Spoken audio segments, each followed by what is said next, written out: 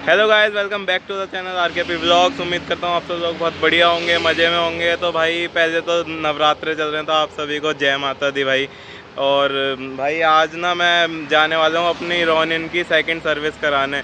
तो first service के time तो मैं वीडियोस वगैरह बनाता नहीं था, मैंने स्टार्ट नहीं किया था, तो वो मैं आपको बता नहीं पाया था। बट आज सेकंड सर्विस के लिए मैं जा रहा हूँ, तो मैं आपको सारी इन्फॉर्मेशन दूंगा और ये नॉलेजेबल वीडियो होने वाली है कि मतलब सेकंड सर्विस में मैं आपको सब चीज़ बताऊंगा कि वो लोग क्या करते हैं, क्या नहीं करते, कितने रुपए लगते हैं, उसमें क्या क्या बदलते हैं, मैं आपको सारी चीज़ बताऊंगा।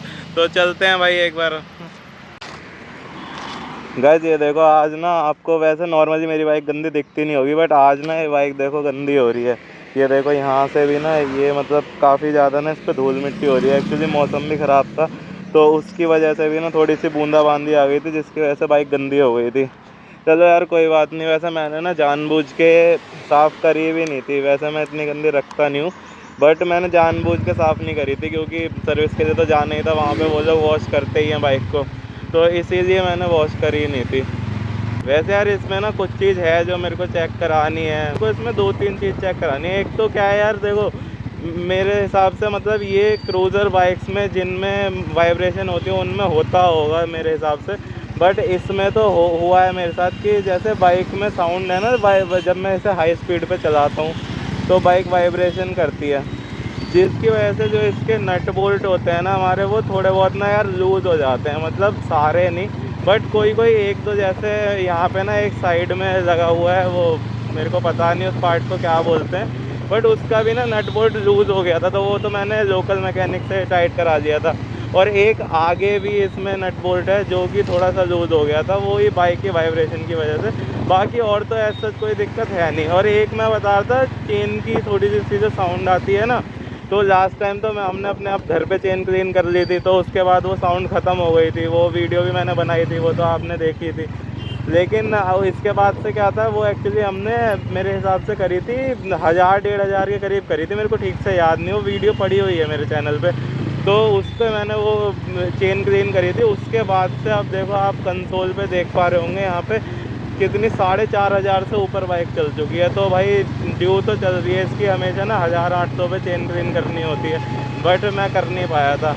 तो कोई नहीं, अब हो जाएगी।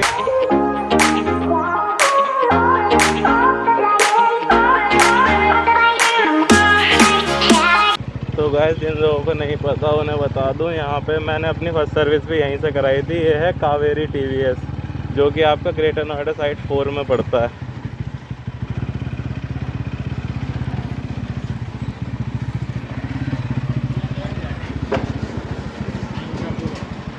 क्या बंद है क्या शोरूम?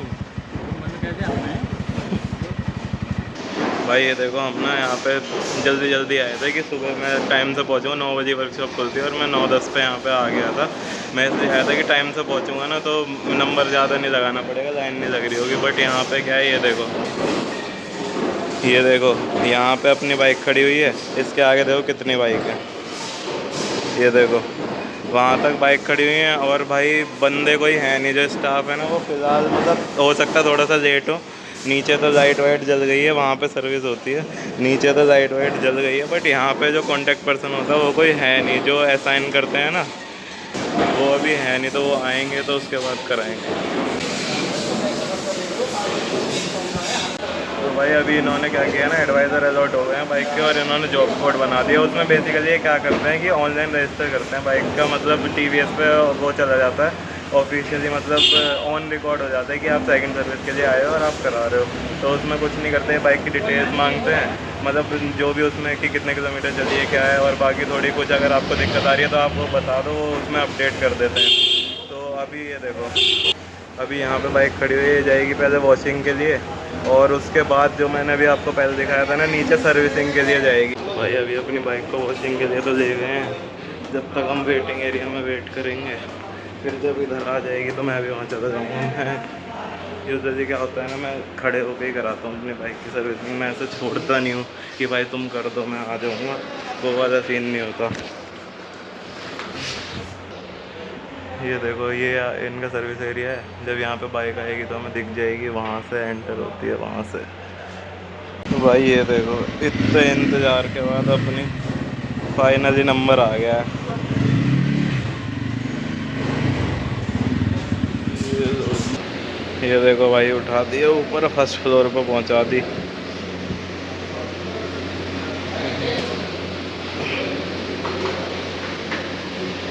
देखो, ये इसका सम गार्ड खोल दिया भाई ने। भाई ये देखो भाई, ऑयल लेके आए हैं ये वाला। ये देखो, ये पड़ता है इसमें 10W30 फुल्ली सिंथेटिक है। अलाउड नहीं है क्या? तो भाई हम ना सर्विस सेंटर से बाहर आ चुके हैं। एक्चुअली मैं ना वीडियो बना रहा था, तो मेरी ना वीडियो में मतलब कट लग गया था। मैं जैसे बनाने लगा ना, उन्होंने बोला कि यहाँ पे ना सर वीडियो बनानी अलाउड नहीं है। मैंने उनको बोला भी, मैंने कहा भाई ऐसा कोई इशू नहीं है, मेरे को तो यूट्यूब पे डालनी होती है इसलिए मैं बना रहा हूँ। बट उन्होंने मेरे को साफ मना कर दिया यार कि भाई यहाँ पे वीडियो बना नहीं सकते, हमारे परमिशन नहीं है। वो कहने लगे कि कैमरे लगे हुए हैं तो हम पे ऑब्जेक्शन उठाया जाएगा, इसलिए मैंने कहा चलो कोई बात नहीं भाई। तो अब मैं तुम्हें बताता हूँ कि बाइक में हुआ क्या क्या है। देखो भाई, ये तुम्हारे सामने बाइक खड़ी हुई है, और भाई देखो कितनी, मैं जब लाया था कितनी गंदी हो रही थी, अब देखो एकदम साफ़ सुथरी बाइक खड़ी हुई है। तो ये तो चलो एक दूसरी चीज़ है कि यहाँ पे ये क्लीनिंग तो कॉमन चीज़ है जो कि होनी थी। बट मैं तुम्हें बताता हूँ सर्विस में क्या हुआ है। तो सर्विस में पहले तो एक ना, यहाँ पे देखो, ये यहाँ पे ना मीटर पे इंजन की लाइट आ रही थी, जो मैंने तुम्हें बताया भी था कि इंजन की लाइट आ रही थी। तो वो इन्होंने कोई ECU वगैरह लगाते हैं यहाँ पे, तो वो ECU से कनेक्ट करके, वो ना एक्चुअली क्या होता है कि यहाँ पे सीट खुलती है और बैटरी में या कहीं पे वो टर्मिनल में कनेक्ट होता है, तो उससे को कनेक्ट करके यहाँ पे इन्होंने ये इंजन लाइट हटा दी। और दूसरी चीज़ क्या आ रही थी जो मैं तुम्हें नट बोल्ट की बता रहा था, वो थोड़े से ना, एक तो ये वाला था और एक कोई सा और था नट बोल्ट, वो लूज़ हो रहा था, वो मैंने टाइट करवा दिए हैं। और उसके अलावा भाई इन्होंने क्या किया था कि ये देखो, ये जो सम गार्ड होता है ना आपका, ये वाला जो गार्ड होता है, ये इन्होंने निकाल के पूरा खोल के साफ़ किया था। और दूसरी चीज़ भाई, ये देखो यहाँ पे ये खुलता है आपका, यहाँ पे पड़ता है इंजन ऑयल, तो ये इंजन ऑयल बदला था। अब इंजन ऑयल में क्या होता है, मैं क्या कराता हूँ ना, मैं नॉर्मल ऑयल नहीं डलवाता, मैं फुल्ली सिंथेटिक डलवाता हूँ। तो वो आपको थोड़ा सा महंगा तो पड़ता है, बट भाई वही ना सही भी रहता है, बाइक की ना हेल्थ के लिए बहुत सही होता है वो। तो बाइक अच्छी चलती है और काफ़ी स्मूथ चलता है इंजन, तो वही मैं तो प्रीफर करता हूँ, वो मैंने डलवाया था। उसके अलावा ये देखो, यहाँ से जो ये वाला पार्ट है ना, ये खुलता है और इसके अंदर ना एक ऑयल फ़िल्टर पड़ता है, तो वो ऑयल फ़िल्टर इन्होंने चेंज किया था। तो भाई अगर मैं आपको इंजन ऑयल की बताऊँ तो इंजन ऑयल करीब 1100 के आसपास का था। और ये जो ऑयल फ़िल्टर है, ये तो छोटी सी चीज़ है, ये 50 रुपये का था।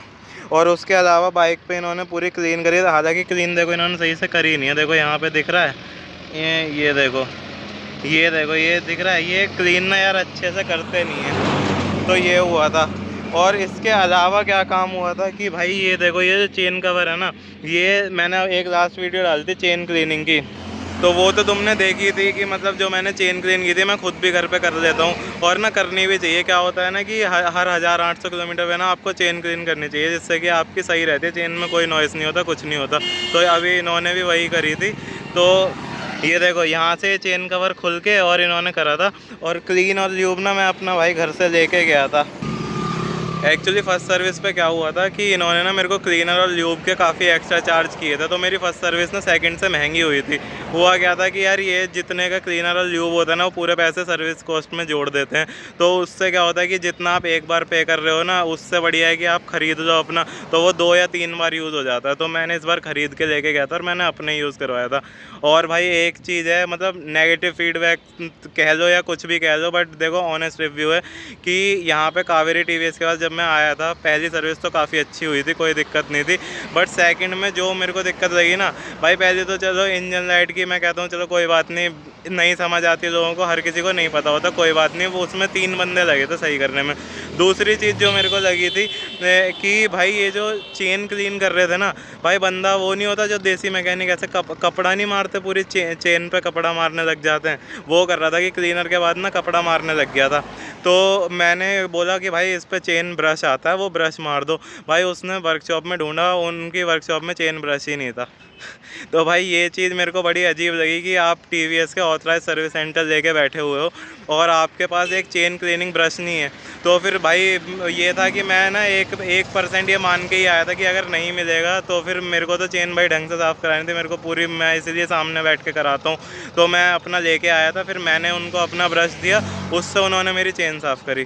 तो ये मेरे को लगा कि भाई आप सर्विस सेंटर वाले हो तो आपके पास पार्ट्स तो मतलब सामान तो सारा होना चाहिए यार, ये तो देखो है, ठीक है। और इसके अलावा जो मैंने आपको क्लीनिंग का अब देखो यहाँ पे जो इन्होंने ये मिरर पे ना, मिरर पे या फिर ये जो ग्लास वाले चीज़ें होती है ना, इन पे भी यहाँ वाली पॉलिश लगाई है। जो ये पॉलिश होती है ना, जो इन पे ग्लॉसी उस पे होती है, ग्लॉसी एरिया पे, वही इन्होंने इस पे मार दी, जिससे कि भाई ये जो मिरर है ना, ये थोड़ा सा ब्लर हो गया। अब ये मेरे को घर जाके साफ़ करना ही पड़ेगा।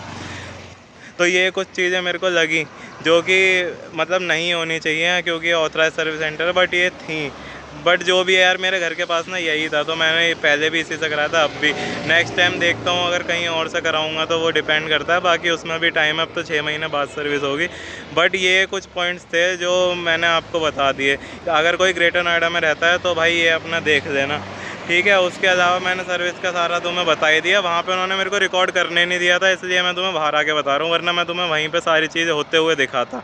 और असल में पता है, मेरे को ऐसा लगता है कि वो इसीलिए मना करते हैं कि भाई अगर आप कैप्चर कर रहे हो और उनकी कोई गलती आपने पकड़ ली तो भाई प्रॉब्लम तो उन्हीं को है ना, उनको मतलब बंदे 4 बंदे देखेंगे, बाकी तो और तो बाकी कोई दिक्कत नहीं, सही थी। और ये देखो अपनी बाइक तो भाई अब चमक गई है पूरी, ये देखो पूरी बाइक भाई चमक गई है, उसमें कोई दिक्कत नहीं है। बस मैंने मिरर की जो बताई वो मेरे को एक बार कपड़ा मारना पड़ेगा उस पर दोबारा, ये देखो। तो ठीक है भाई, अब चलते हैं अपने घर। तो भाई मैं ना बहुत देर पहले मतलब सर्विस सेंटर से निकल गया था, बट फिर जब मैंने थोड़ी दूर अपनी बाइक चलाई ना, तो मैंने क्या नोटिस किया, जो यहाँ पे इंजन लाइट आ रही थी ना भाई, वो दोबारा से आने लग गई थी। मतलब वहाँ से उन्होंने ECU वगैरह कनेक्ट करके सही किया था, बट वो लाइट ना भाई पता नहीं क्यों दोबारा आने लग गई थी। तो मैं अभी दोबारा सर्विस सेंटर गया था और अभी मैं वहीं से वापस आ रहा हूँ। यार मेरे को ना इनकी थोड़ी सी सर्विस में इशू तो लगता है, क्योंकि इन्होंने ना दोबारा ECU कनेक्ट किया और इन्हें पता नहीं पता चली या नहीं चली। मैंने पूछा भी कि सर क्या एरर आ रही है, बता तो मेरे को। उनके जो मैनेजर हैं वो चेक कर रहे थे, तो मैंने उनको बोला भी कि सर क्या एरर आ रहा बता दो। तो उन्होंने मेरे को बोला कि सर कर रहे हैं हम और देख रहे हैं क्या आ रहा है। तो उसके बाद उन्होंने किसी से कुछ पूछा, मतलब शायद फ़ोन पे या व्हाट्सएप पे, कि ऐसे ऐसे आ रहा है। तो उसने कुछ बताया कि क्लच का ना यहाँ पे एक वायर होता है कि उसमें इशू होगा, तो उसकी वजह से हो रहा है। तो वो मेरे को कहने लगे कि ये वायर चेंज होगा, उसके बाद आपका इशू रिजॉल्व हो जाएगा। बट वो वायर उनके पास था नहीं, तो उन्होंने कहा कि सर ऑर्डर लगा दिया है और उसके बाद जब वायर आएगा हम आपको कॉल कर देंगे, उसके बाद वो लगा के देखते हैं। और एक चीज़ और थी कि जैसे मेरी बाइक को ना 6 महीने हुए हैं, तो अभी तो सब चीज़ वारंटी में ही कवर्ड है। का ना जो मैकेनिक था वो मेरे को बोल रहा था कि सर इसके ना आपको पैसे देने पड़ेंगे ऐसे ऐसे।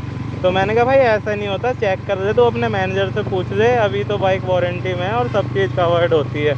तो उसने बोला कि ठीक है मैं पूछ के बताता हूँ। फिर वो पूछा तो मैनेजर कहने लगा कि सर वो तो देख लेंगे, कवर्ड है तो उसके कोई पैसे नहीं रहेंगे। तो भाई जिसे नहीं पता हो ये तो उसे चार्ज कर देंगे, ये चीज़ मेरे को थोड़ी सी अजीब लगी। तो बाकी ये है कि लेकिन जब मैं वहाँ से निकला हूँ ना, तो वापस से ये लाइट हट गई है। तो अगर ये नहीं आती दोबारा तो हो सकता है मेरे को जो भी पार्ट उन्होंने ऑर्डर पे लगाया है उसकी दोबारा ज़रूरत ही ना पड़े और वैसे ही ये प्रॉब्लम रिजॉल्व हो जाए। वैसे प्रॉब्लम मतलब ऐसा कोई प्रॉब्लम नहीं थी ना, मेरे को चलाने में कोई दिक्कत आ रही है ना, किसी भी चीज़ में कोई दिक्कत नहीं आ रही। बट ये था कि भाई आ रही है तो वो हटनी तो चाहिए। तो यही था भाई आज के ब्लॉग का मेन मोटिव, तो यही था कि रॉनिन की सेकंड सर्विस में क्या क्या होता है, कितनी कॉस्टिंग आती है, वो आपको एक आइडिया दे दूं। तो मेरी फर्स्ट सर्विस से तो भाई कम की पड़ी है इस बार, और वो मैंने आपको बताई थी कि 2 चीज़ों के पैसे उन्होंने मेरे को लगाए हैं। और अप्रॉक्स ये मान के चलो 1200-1300 में आपकी सर्विस हो जाती है सेकंड सर्विस, क्योंकि ये फ्री वाली सर्विस है। ये फ्री वाली सर्विस 1200-1300 में आपकी हो जाती है। चलो जी, इसी के साथ भाई ख़त्म करते हैं इस वीडियो को। मिलेंगे आपसे अगले वीडियो में, तब तक के लिए बाय बाय।